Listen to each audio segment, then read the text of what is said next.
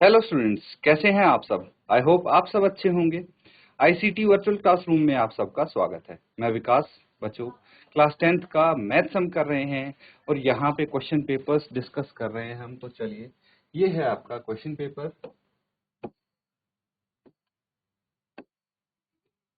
तो देखिए, इस क्वेश्चन पेपर को यहाँ पे अलग अलग क्वेश्चंस हैं जो हम डिस्कस करने वाले हैं। तो जल्दी से मुझे बता दीजिए कि फर्स्ट पार्ट का क्या आंसर हो सकता है। ठीक है, तो ऐसे हम डिफरेंट अलग अलग पार्ट्स यहाँ पे डिस्कस करेंगे। तो ये मल्टीपल चॉइस क्वेश्चन है, इनको आप फटाफट सॉल्व करेंगे तो जल्दी से फर्स्ट पार्ट का आंसर आप टिक करेंगे। तो ठीक है बच्चों, देखिए यहाँ पे अगर हम बात करें कौन सा इर्रेशनल नंबर है, तो इर्रेशनल नंबर यहाँ पे सीधे सीधे आपको दिख रहा है। इस टाइप के क्वेश्चन भी किए होंगे, इसको इर्रेशनल प्रूव करना था, है ना। बाकी सब अगर देखेंगे तो हम उनको P अपॉन क्यू की फॉर्म में लिख सकते हैं, आप चेक करके देख सकते हैं। उसके बाद यहाँ पे सेकंड वाला है, if alpha and beta are zeros of quadratic polynomial a x square plus b x plus c, then the value of alpha plus beta will be, alpha plus beta की वैल्यू क्या होगी, मतलब सम of zeros अगर हम करें तो क्या हो जाएगा, माइनस बी बाय ए। ये फॉर्मूला होता है ना, रिलेशनशिप होती है between zeros and coefficient of quadratic polynomial. ठीक है, तो ये आपको पता होना चाहिए। अब यहाँ पे बात आ गई कि समांतर श्रेणी का पांचवा पद कौन सा होगा। तो इसमें कौन सा पद पूछा है, पांचवा पद पूछा है। पहला 10 है, दूसरा 7 है ना। 10 7 4, उसके बाद कितने कितने का डिफरेंस है। देखिए माइनस तीन ऐड हो रहे हैं इसमें, है ना। 10 प्लस -3 7 आ गया। 7 में से 3 माइनस हो गया, कितना आ गया 4। 4 में से 3 माइनस हो गया, कितना आ जाएगा अगला पद 1। 1 में से -3 हुआ तो कितना आ जाएगा, -2। तो डायरेक्टली आपको पता लग जा रहा है यहाँ पे पांचवा पद -2 है। तो इसमें बहुत ज्यादा मेहनत करने की जरूरत भी नहीं है। बाकी अगर आपको करना है तो an is equal to a plus n minus 1 into d का फॉर्मूला यूज करेंगे, आंसर आपका यही आएगा। यहाँ पे फर्स्ट टर्म 10 होगी, ए डी हो गया -3, है ना, और n हो गया 5, A5 की वैल्यू निकल जाएगी। लेकिन इतना लंबा प्रोसेस करना क्यों है जब आपको पहले 3 टर्म दे रखे हैं, चौथा और पांचवा निकालना है कि नहीं। तो इस तरह से आप इसको कर सकते हैं, कोई नहीं, बहुत इजी हो जाएगा ये। अगला देखिए, पहले इनको नोट डाउन कर लीजिए फिर नेक्स्ट कर। ठीक है, तो चलिए आगे करते हैं क्वेश्चंस।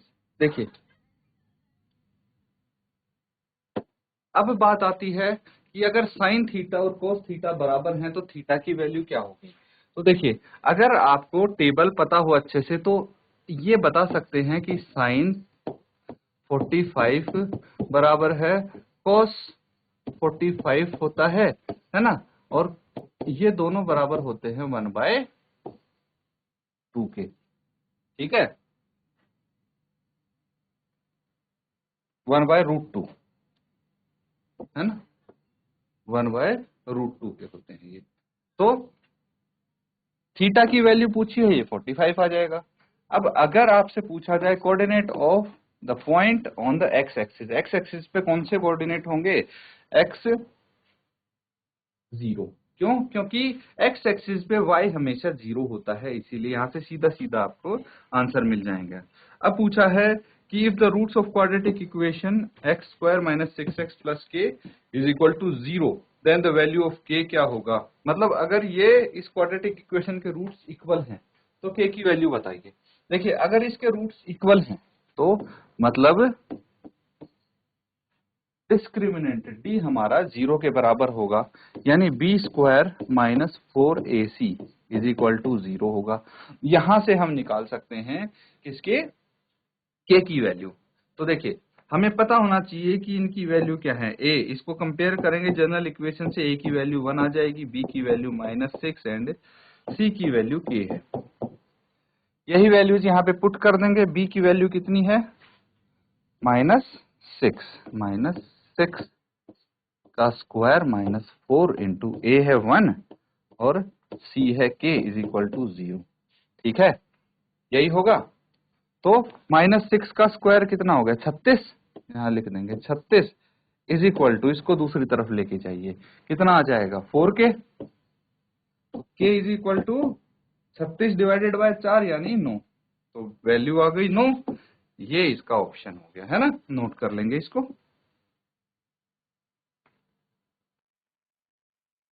तो ठीक है, समझ में आ रहा है बच्चों, ये क्वेश्चन हम यहाँ पे कर सकते हैं आराम से। अब देखिए अगला क्वेश्चन क्या है, if in triangle ABC BC की वैल्यू है 6 centimetre, then length of line joining the mid points of AB and AC will be, क्या होगी इसकी लेंथ, ये आपको बतानी है। ठीक है, अगर BC की लेंथ 6 सेंटीमीटर है तो यहाँ पे बच्चों काम आएगी थेल्स थ्योरम, थेल्स थ्योरम या फिर बीपीटी थ्योरम बोलते हैं इसको। तो बच्चों एक बार इसको याद करने की कोशिश कीजिए, बीपीटी थ्योरम क्या होती है, और जल्दी से मुझे बताइए कि इसका कौन सा आंसर हो सकता है। ठीक है, तो बच्चों यहाँ पे देखिए बात करते हैं हम थेल्स थ्योरम की।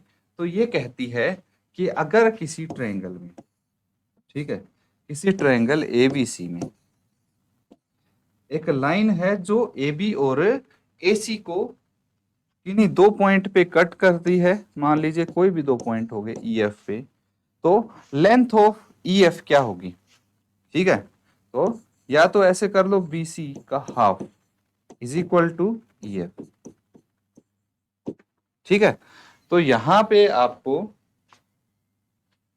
इसका BC की लेंथ दी है 6 सेंटीमीटर, तो ये लाइन क्या हो जाएगी, ये हो जाएगी बच्चों जो इनके मिड पॉइंट्स को ज्वाइन कर रही है, तो इसको हम, इसकी लेंथ हो जाएगी हाफ, यानी 6/2, ये आ गया 3 सेंटीमीटर। तो second option will be correct option. ठीक है बच्चों, इस तरह से आप कर सकते हैं, नोट कर लीजिए इसको। और उसी के साथ एक और क्वेश्चन है। ठीक है, यहाँ पे for given data mean median ये दिए हैं, तो मोड बताइए। तो आपको ये पता होना चाहिए इनका रिलेशन क्या है, 3 median is equal to mode 2 mean.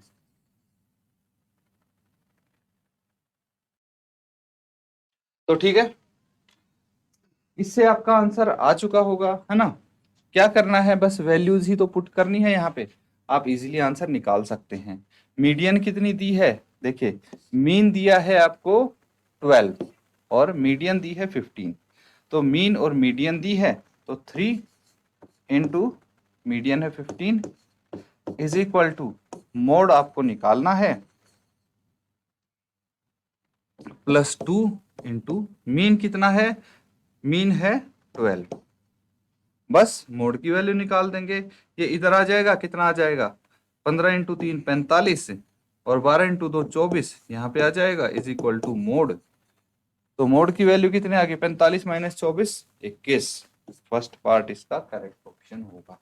ठीक है, इस तरह से बच्चों आप कर सकते हैं ये क्वेश्चंस। बाकी कुछ अगर आपको डाउट लगता है तो आप पूछ सकते हैं, अदरवाइज नेक्स्ट क्वेश्चंस यहाँ पे हम डिस्कस करने वाले हैं। देखिए क्या है, यहाँ पे HCF निकालना है, find the HCF of integers 26 and 91 by using the prime factorisation method. Prime factorisation method को यूज करते हुए आपको क्या निकालना है, इनका HCF निकालना है। प्राइम फैक्टराइजेशन मेथड क्या होता है ये डिस्कस करते हैं, पहले इन क्वेश्चंस को नोट कर लेंगे। ठीक है, नोट करने के बाद देखिए 26 और 91, 26 एंड 91 का निकालना है ना।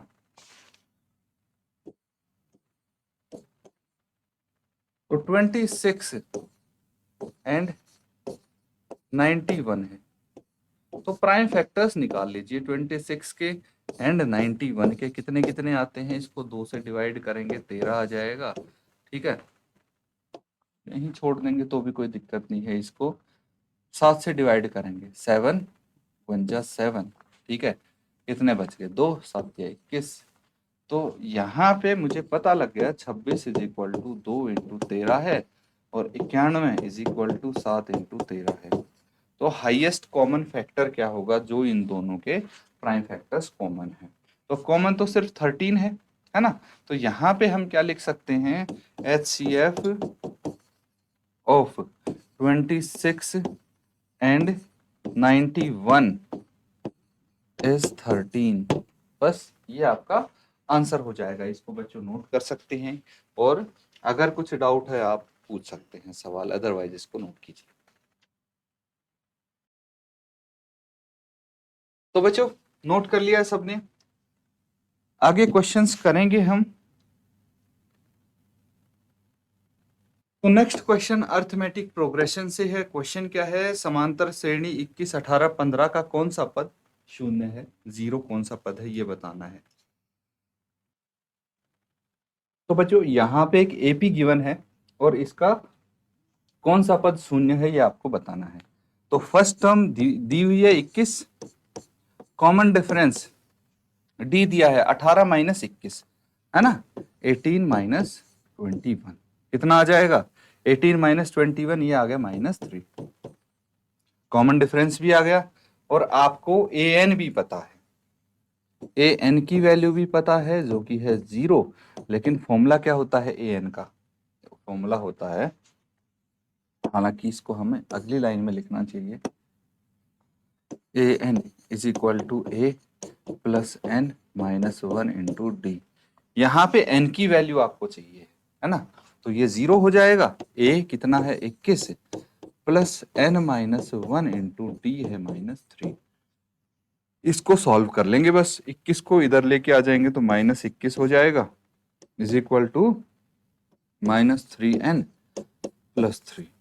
ठीक है, अब 3 को भी इधर लेके आ जाइए, -21 -3 is equal to -3n, -24 is equal to -3n। तो कितना आ जाएगा, n इज इक्वल टू -24 बटे -3, 8 आ गया, n की वैल्यू 8 है। तो यहां पे आप बोल सकते हैं कि 8th term of this AP is 0। ठीक है, तो क्लोजिंग स्टेटमेंट भी लिखना जरूरी है बच्चों। 8th term of this AP will be 0, note करेंगे। और इसी के साथ अगला सवाल भी आप नोट कर लेंगे, जिसमें पूछा गया है एक द्विघात समीकरण ज्ञात कीजिए जिसके मूल रूट्स आपको गिवन है 5 और -2। आपको क्या बताना है, इसकी इक्वेशन बतानी है। चलिए इसको नोट डाउन कीजिए और इसका सॉल्यूशन भी नोट करेंगे।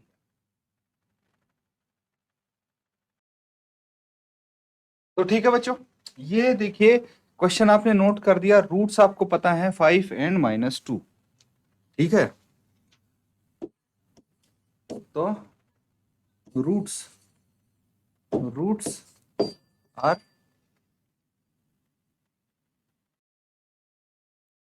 तो ठीक है बच्चों, देखिए यहाँ पे रूट्स है 5 एंड -2।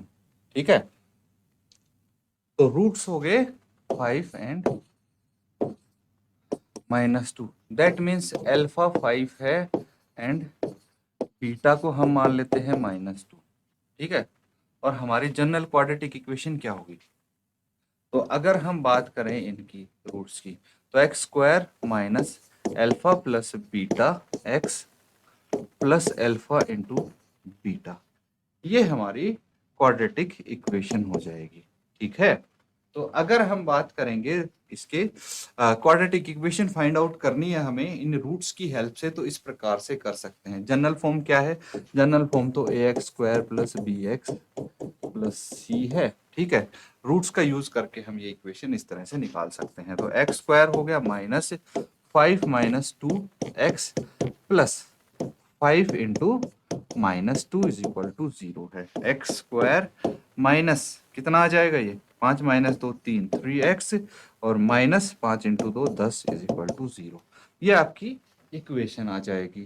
तो अगर आपको दो रूट्स दिए हैं तो उसकी हेल्प से इस प्रकार से आप ये इक्वेशन निकाल सकते हैं। नोट कर लेंगे इसको।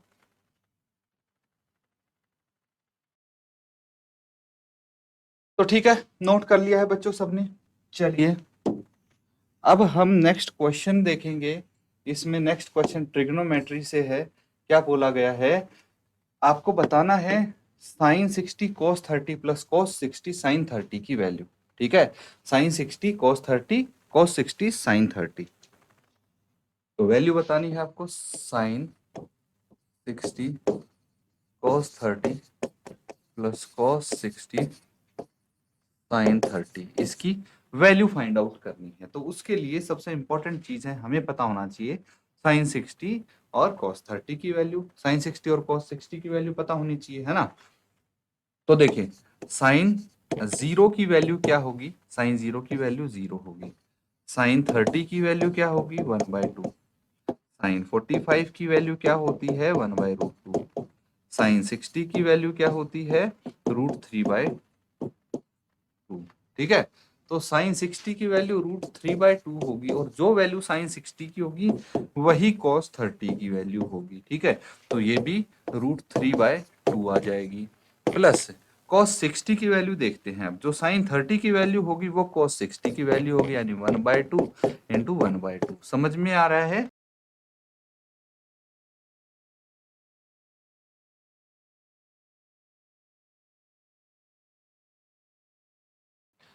ये 1/2 है। तो ये वैल्यू टेबल आपको पता होना चाहिए बच्चों, इजीली आप इसको सॉल्व कर सकते हैं। यहाँ पे सिर्फ वैल्यूज रखनी थी हमें, और कुछ नहीं करना था। √3 इंटू √3 कितना हो गया, 3। 2 इंटू 2 4, प्लस 1 इंटू 1 तो 1 आ गया, 2 इंटू 2 4 आ गया। एलसीएम कितना है, 4 है यहाँ पे, तो 3 + 1 हो जाएगा, तो यानी 4/4 कैंसिल आउट करके ये कितना आ गया, 1 आ जाएगा। ठीक है, तो इस तरह से कर सकते हैं बच्चों। अगर ट्रिग्नोमेट्री का क्वेश्चन है, इतना सिंपल आ जाता है, खाली वैल्यूज पता होनी चाहिए आपको। तो इसीलिए जब आप क्वेश्चन चैप्टर कर रहे थे तो उसमें जो इनकी स्पेसिफिक रेशियोज का टेबल था वो आपको इसलिए बनाना सिखाया जाता है ताकि यहाँ पे वो वैल्यू आपको याद रहे और फटाफट लिख सकें। चलिए फटाफट इसको नोट डाउन कर लेंगे, किसी को कुछ डाउट लगता है तो आप पूछ सकते हैं, अदरवाइज इसको नोट कीजिए।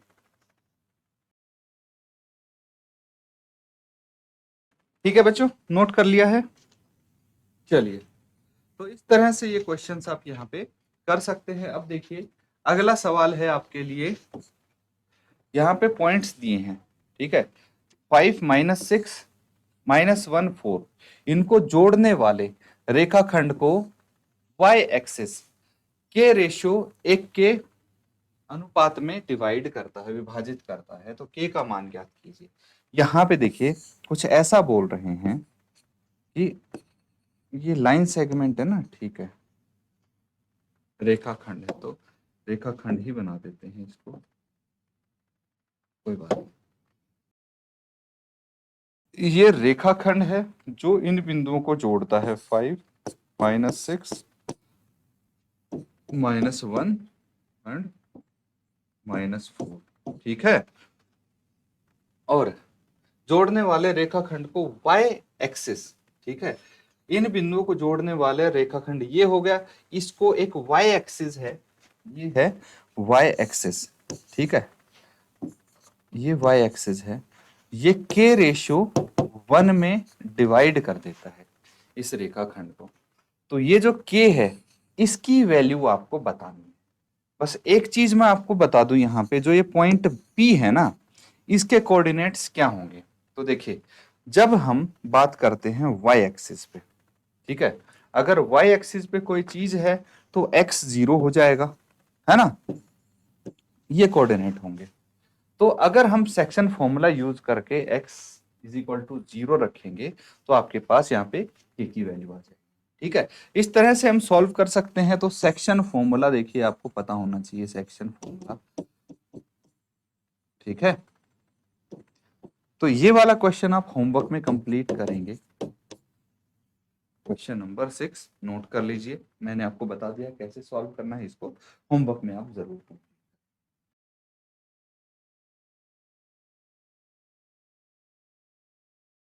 तो ठीक है बच्चों, यहाँ पे जो क्वेश्चंस किए हैं उनको रिवाइज अच्छे से करें। इसी के साथ आज का सेशन एंड करते हैं। Thank you and have a nice day.